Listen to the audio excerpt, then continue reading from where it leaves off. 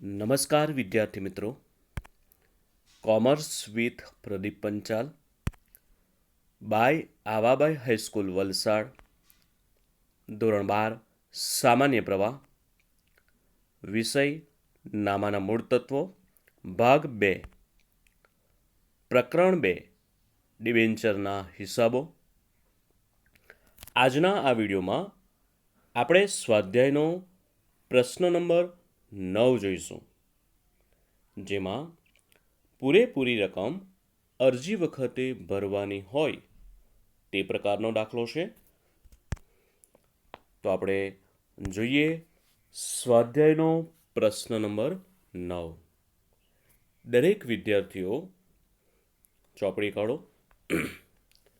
Page number 113 કાઢો.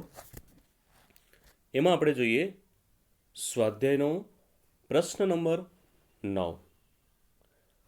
તો પહેલાં આપણે રકમ જોતા જઈએ, એના આધારે ગણતરી કરીશું અને ત્યારબાદ આમનોન લખીશું.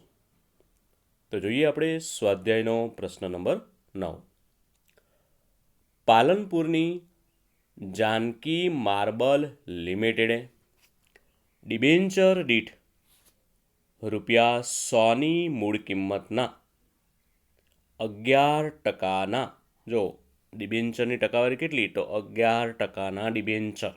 આ બાબત તમારે ખાસ ધ્યાનમાં રાખવાનું, અંડરલાઇન કરી રાખજો. 11%ના 50,000 ડિબેન્ચર દીઠ ₹20ના પ્રીમિયમે બહાર પાડ્યા.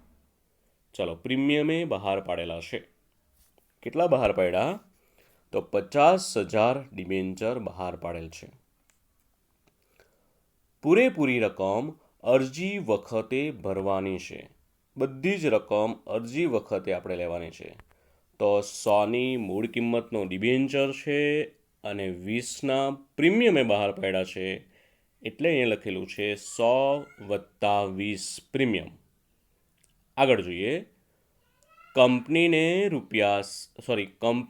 60,000 ડિબેન્ચરની અરજીઓ મળી હતી.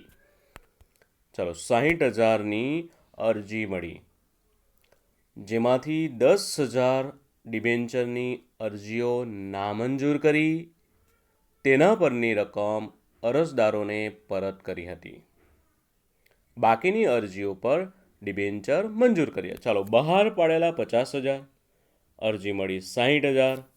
અંદર કીધું છે કે 10,000 આપણે અરજીઓ શું કર્યું છે?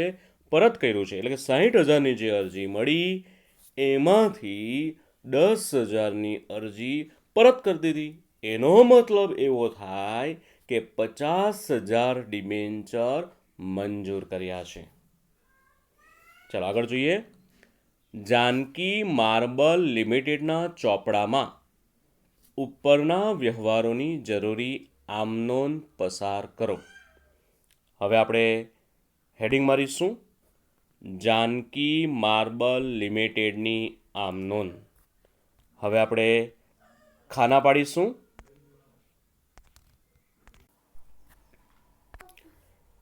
તારીખ, વિગત, ખાપા, ઉધાર અને જમા. ચલો, તમને બધાને આવડે જ છે કે આપણે અરજી વખતની આમનોન લખવાની છે, પરંતુ આમાં એક બાબત ખાસ ધ્યાનમાં રાખવાનું છે. આમાં આપણને બીજી લીટીમાં કીધું છે કે પૂરેપૂરી રકમ અરજી વખતે ભરવાની છે. એટલે આમનોન લખતી વખતે એક બાબત તમારે ધ્યાનમાં રાખવાની છે, તે હું તમને જણાવીશ. ચાલો, પહેલી આમનોન,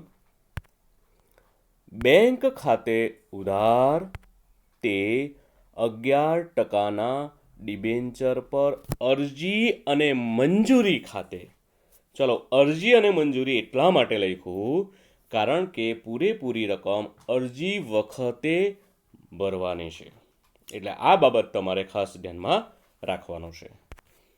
બીજી આમનોન, 11%ના ડિબેન્ચર પર અરજી અને મંજૂરી ખાતે ઉધાર તે 11%ના ડિબેન્ચર ખાતે. હવે આમાં પ્રીમિયમ પણ છે, એટલે આપણે અંદર એડ કરીશું તે જામીનગીરી પ્રીમિયમ અનામત ખાતે. હવે આમાં વધારાના ડિબેન્ચર આપણે પરત કર્યા છે એટલે તે બેંક ખાતે. ચાલો હવે આપણે રકમ લખીશું. ચાલો આપણે અરજી મળી છે 60,000 ડિબેન્ચરની. હવે આપણે 100 રૂપિયા ડિબેન્ચરના છે અને 20 રૂપિયા પ્રીમિયમના મંગાવેલા છે એટલે 120 વડે ગુણાકાર કરીશું. 60,000 ગુણ્યા 120 એટલે બેંક ખાતે આવશે 72 લાખ. જમા પણ 72 લાખ કરીશું. બીજી આમ નોંધમાં ઉધાર પણ 72 લાખ કરીશું. ચાલો હવે જમા કરશું આપણે તે 11% ડિબેન્ચર ખાતે. તમને ખબર જ છે એમાં કઈ રકમ આવે, તો જેટલા ડિબેન્ચર મંજૂર થયા હોય એટલા ડિબેન્ચર લેવાનું. તો ડિબેન્ચર મંજૂર થયા છે 50,000 ગુણ્યા રૂપિયા 100નો ડિબેન્ચર છે એટલે 50,000 ગુણ્યા 100 એટલે આવશે 50 લાખ. ત્યારબાદ જામીનગીરી પ્રીમિયમ અનામત, તો એમાં પણ 50,000 ગુણ્યા 20 પ્રીમિયમ 20ના પ્રીમિયમ એ બહાર પાડેલા છે એટલે 50,000 ગુણ્યા 20 એટલે આવશે 10 લાખ. હવે તે બેંક ખાતે, તો જેટલા ડિબેન્ચર આપણે પરત કર્યા તે, તો 10,000 પરત કર્યા છે, પ્રીમિયમ સહિત પરત કરેલા કહેવાય એટલે 10,000 ગુણ્યા 120 એટલે આવશે 12 લાખ. તો આ રીતે રકમ લખવાનું. હવે આપણે બાબત જે જોઈએ કે 60,000 ડિબેન્ચર પર રૂપિયા 120 લેખે રકમ મળી તેના. બીજી અમનોની બાબત જે 50,000 ડિબેન્ચર પર ડિબેન્ચર દીઠ રૂપિયા 100 લેખે ડિબેન્ચર ખાતે અને ડિબેન્ચર દીઠ રૂપિયા 20 લેખે પ્રીમિયમ ખાતે લઈ ગયા, તેમજ નામંજૂર કરેલ 10,000 ડિબેન્ચર પર ડિબેન્ચર દીઠ રૂપિયા 120 પરત કર્યા તેના. આ દાખલો બોર્ડની પરીક્ષામાં પૂછાયો છે કારણ કે ટૂંકો છે. આ ચેપ્ટરમાંથી ટૂંકા દાખલા પરીક્ષામાં પૂછાય છે એટલે આ દાખલા તમારે બરાબર પ્રેક્ટિસ કરવાની છે. નોટમાં તમારે લખવાનું છે અને આ જ પ્રકારનું ઉદાહરણ 6 છે એ પણ તમારે નોટમાં લખવાનું રહેશે. Thank you.